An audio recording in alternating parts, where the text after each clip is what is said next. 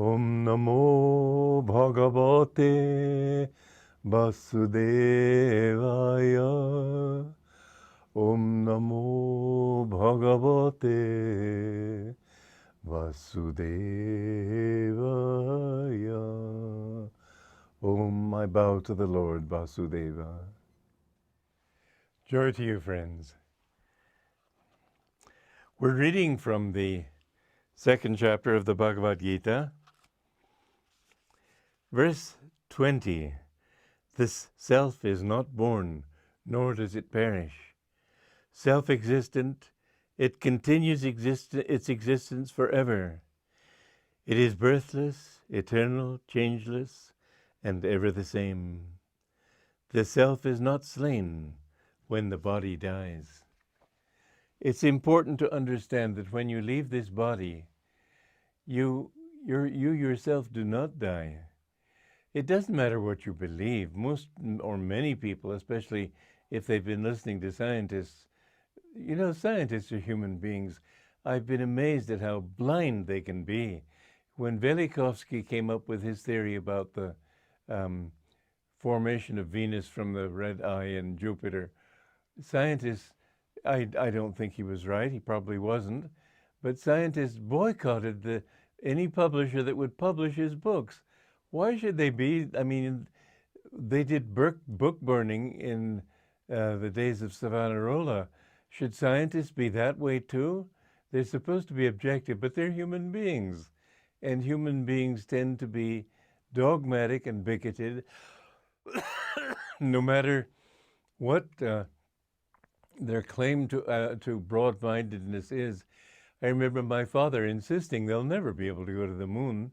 I never talked to him after they did go to the moon, but that was just a part of his blindness. The earth he was a geologist, and his reality was under the earth. We find that in death, that you have to think of death as your final exam. How you have lived your life is what you will find after you die, after you leave this body. The consciousness continues.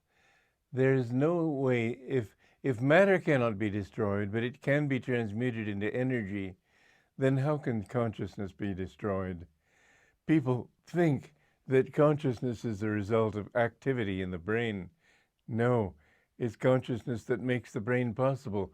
Descartes said, "I think, therefore I am." But that's not true. You can be without thought and still be aware of being. And the more you think, the less aware you are. Whereas if you are very calm, you can see things very clearly. So Descartes, like many scientists, barked up the wrong tree. And I don't say, therefore, science is all wet. That's not true. If they found wonderful truths, but don't make a shrine of it. Because every few years they change their minds about something, whereas these truths in the Bhagavad Gita, taught thousands of years ago, they're still true today. There isn't any saint or master or yogi who has ever realized God, who has ever said, well, I disagree with so-and-so. They may have disagreed with people's interpretations. That's another thing. Buddha came to correct the karma kand of the Vedas, where people were thinking that only by ceremonies to purify themselves. He said, you've got to do the work yourself. He didn't even want to talk about God, as a result of which his followers decided there is no God. It's always the followers who make these mistakes.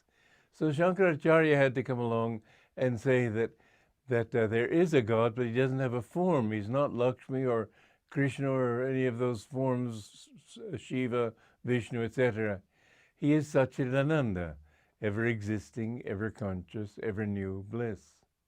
And so he said everything else is a dream. And so his followers said, well, nothing exists because it's a dream.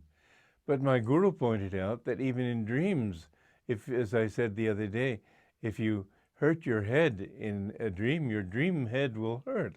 So the dream has reality on its own level too.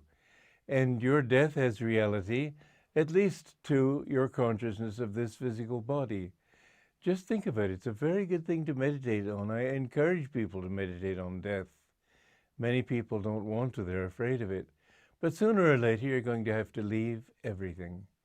You'll leave your friends, your parents, your wife, your husband, your children, your job, your neighborhood. And when you come back, you may come back to a very different place.